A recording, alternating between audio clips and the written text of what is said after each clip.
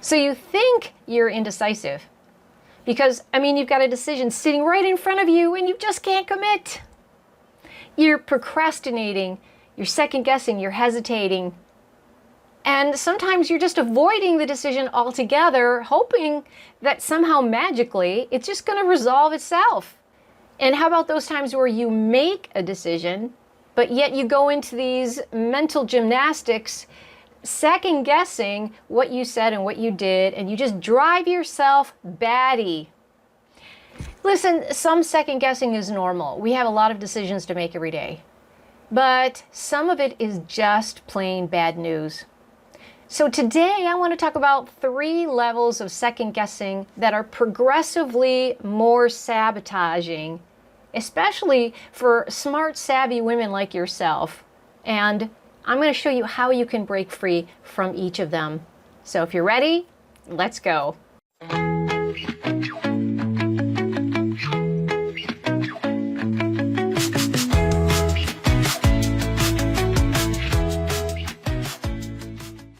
Hey, I'm Jen Silbert, founder of Good Girl Gone Bold, where I help people-pleasing good girls ditch the old playbook, write new scripts, and help them step into the boldest version of themselves. Identity shifting. And what I want to do today is to kick off a series on confident decision making, because I believe that too many of us are leaking a lot of our energy, our time, and our power by second guessing and procrastinating and self-doubting ourselves at times when we really need to step into our power. Decision making is a self-mastery skill set. So the good news is it's not a character flaw. So stop getting down on yourself because you can't make swift decisions, okay? But if you're stepping into your next level of leadership or authority, you want to be respected and get support from your peers, your employees, then you must master the skill set of confident decision making. So if this resonates with you, hit the subscribe button and stick around, because this is the first of many. I don't know where we'll go, but after this, share your comments, because I'd like to start a conversation and find out what's really holding you back from feeling confident about decision making. Now, if you don't feel confident about decision making, there's a high likelihood that you're sitting on decisions long after they need to be made, or making decisions and going into this self-doubt spiral and driving yourself bonkers. You think you're indecisive, and that's really throwing you off your game. But here's a truth that you need to hear. Indecision isn't the real problem. It's just a symptom of something that goes deeper. Most of the time, it's not about what you're deciding. It's about what you're afraid it's going to cost you. Like approval, acceptance, safety, your image.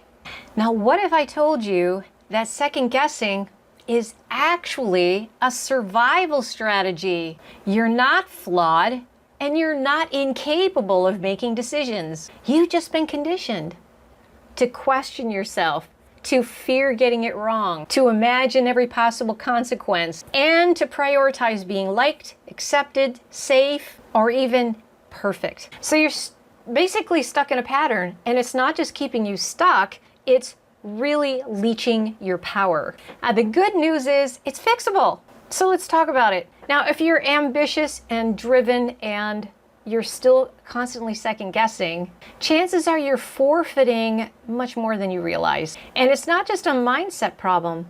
It's a time, energy, and a confidence leak. It's a power leak. It's an invisible force that's holding back your voice, your visibility, and your next bold move. So let's decode these 3 levels and get you back into your power, the power that is already inside you. Level number 1, I call micro hesitations. These are those tiny mental spirals that happen after you make a decision. How was that email too blunt? Should I have said that differently? What if they misunderstood me? So you've already hit send, you've spoken up, or you've posted something, and now you're just rehashing it in your head for hours. It may seem harmless, I mean, you've done the deed, so yay you made a decision. But those micro hesitations are really costing you because they're eating your time, they're draining your energy, and they're just slowly eroding your sense of self-trust. Like, can't I just make a decision? So why does this happen? Well, it all goes back to conditioning because you were trained to be concerned about what other people feel. So you're scanning the environment, anticipating how other people are going to react. And you're doing that before you ask yourself how you feel about this. It's really a sense of over-monitoring yourself, less than even overthinking. You're just never trusting that you're capable of making a solid decision. And I don't know, maybe it's just a small decision, like, where are we going to go out to eat tonight? But maybe it's a big decision, like, am I going to invest in this program? Am I going to launch my product this quarter versus next quarter? Am I getting the Subaru? Am I getting the Cadillac? You know, some of these are really big decisions. But unless you feel like you're being too hasty about making these decisions and you have a habit of being a little bit impulsive, that's another story. But if you have done your homework and you feel confident about the decision that you're making, now it's a matter of you learning to trust yourself in the process. The confidence shift that you can make here is just awareness. When you catch yourself spiraling, find something to say to yourself like, all right, this is just level 1. Yay me, I made a decision, it's done. I can handle any outcome that comes, but I am not going to shrink back and doubt my decision anymore. And then move on without over editing, over apologizing, or any emotional hangover. Done. Well, the next level is action avoidance. And this is when second guessing shows up before you even take action. And it disguises itself as being thorough, quality control, double checking, dotting the I's and crossing the T's. Let me just run this by a few more people. Maybe I have to ask my mom. I'll just tweak this one more time before I share it. Now is probably not the right time anyway. You see how this goes? It kind of feels responsible, but what's happening is you're delaying visibility because deep down you're afraid of being criticized or rejected or judged over your decision. So you keep working on it, you keep researching, keep doing your homework, but you don't actually do something. See, this is progressively more sabotaging than level 1.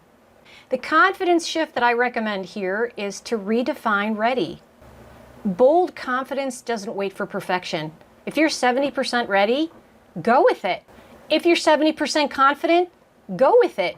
Because action builds momentum, and momentum is what'll give you more confidence.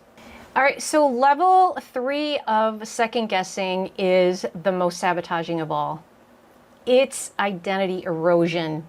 This is the deepest, most damaging level when second guessing becomes a part of how you see yourself. This is when you start seeing it as a character flaw. Well, maybe I'm just not cut out for this. Who am I to do this, really? What if they find out I really don't know what I'm doing? Like imposter syndrome. So this is more than just self-doubt and hesitation. This is self-erasure. Like you're just taking all of the experience you bring to the table, all of the history of making decisions, all of the value you bring, and you're just erasing it all together. At this level, you're not just questioning the task, you're questioning your worth and your value and your voice and your right to take up space. And that's just cruel. If someone else did that to you, you'd probably see that as cruel, but then you do that to yourself. And it's cruel. But again, it's part of your conditioning. It's usually triggered when you feel a threat of being rejected or ignored, or when your brain has been so conditioned to be in this pattern of overthinking that you don't have any self-check. There's no accountability here that you've created to just stop yourself. And that, my friend, is really rooted in old wounds like people-pleasing and perfectionism and past rejection that hasn't been healed yet. And this gets to the root of that good girl conditioning, which is what we do in Good Girl Gone Bold. This is exactly what we address. Now, the confidence shift that you need to make here is to rebuild your inner authority, and that is much deeper work. It can start with just small, bold actions every day, but you have to rebuild your confidence from within. You need to stop outsourcing it to other people whose opinions most of the time don't even matter. Start anchoring yourself into bold self-belief. That external permission is just not needed for these decisions. That is the real work. And yes, that is what we learn inside Good Girl Gone Bold. So let's sum up some of the key points. Number one, you're not indecisive. Not being able to make decisions is not a character flaw. You're not weak. You're just running outdated survival code that can be rewritten. And that is what we do in Good Girl Gone Bold. If you want to work on building that inner trust, go back and check out the series that I did on boundaries as power moves. And I talk about how to build an ecosystem of trust, including self-trust. This will help you to get a good foundation. Download the Bold Girl Roadmap.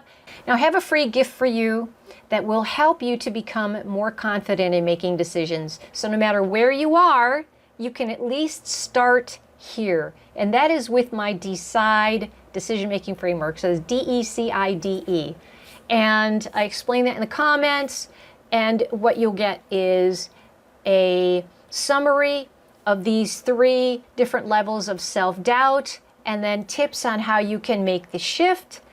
And you'll get my framework that will help you to make confident decisions. And that's just a gateway into my mini master class called Become a Decision Diva, and that's develop the skill set of confident decision making. So all the information is down in the comments, but what I really want is to start a conversation, because let's face it, historically women have not had the agency to make many of their own decisions.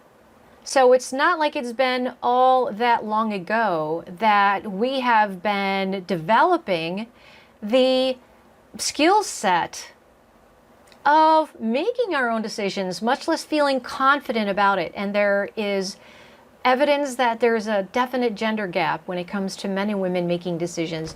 So download the worksheet. It's something you can hang on to anytime you have to make a decision, doesn't matter how big or small it is. And let's get you started on a path of more confident decision making. Step into the bold new you. I'm Jen. I'll see you in the next video.